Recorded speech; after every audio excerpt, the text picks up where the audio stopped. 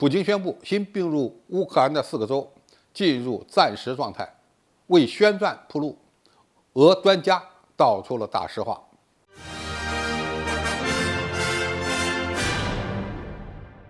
观众朋友，大家好，我是付全少。日前，普京签署总统令，宣布公投入俄的4个州从10月20日起进入战时状态。普京给出的理由是，新纳粹分子在使用恐怖手段对俄罗斯展开攻击，这是自2次大战以来克里姆林宫首次宣布进入战时状态。不少媒体认为，普京可能要有大动作了。按照俄罗斯战时状态法的规定，对于进入战时状态的地区，其管理工作将由政府和军方共同执行。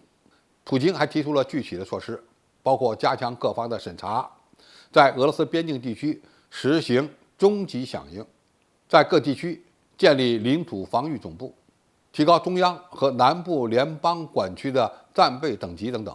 在实行戒严令的情况下，涉及人员的权利和自由可能会受到限制。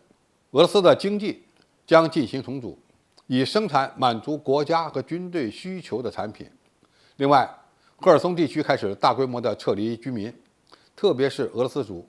此举具有政治含义，同时也具有军事战略含义。撤离平民，一方面可以防止伤及无辜，另一方面也可以保证物资资源优先用于武装部队。这意味着一场大决战可能会上演。俄罗斯方面还在加强各方的审查，有力地清理乌军的渗透，以降低作战难度，提高作战效率。当然，另一种可能是俄罗斯军队会主动从赫尔松市后撤。外界猜测，普京还有可能是在为特别军事行动向战争转变做铺垫。也就是说，宣布这4个州进入战时状态，是未来宣战的重要一环。现在，俄罗斯内部展开战略动员和战时管制。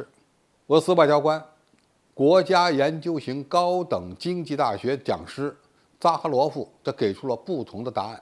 普京此举有利于保障军事装备及弹药供应，同时将迫使基辅领导层进行谈判或完全投降。扎哈罗夫认为，接下来的俄乌两军的主要战斗行动将在乌克兰南部地区展开。乌克兰的武装部队正试图朝着克里米亚的方向突破防线。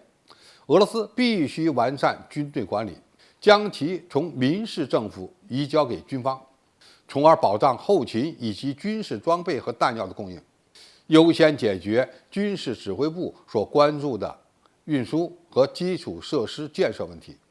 俄罗斯高层正在预先安排好年底前的军事行动，从而迫使基辅领导层进行谈判或者是完全投降。当然，宣布战时状态后也便于疏散平民。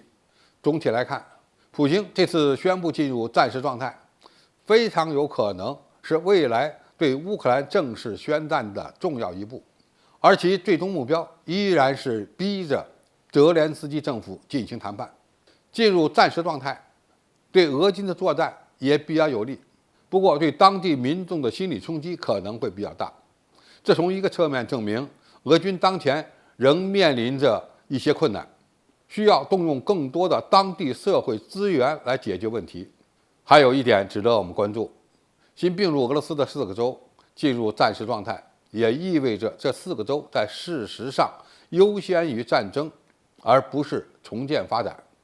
当地民众的资源也必须配合军事行动，因此呢，这些资源可能会被作战行动所消耗。这是普京对俄乌冲突走向的一种宣示。俄罗斯绝不会接受失败，而其后续影响可能会在未来几个月内逐步显现，并最终对战争的进程带来影响。这是非常值得我们关注的。好，今天评述就到这里，谢谢大家收看，我们下期再见。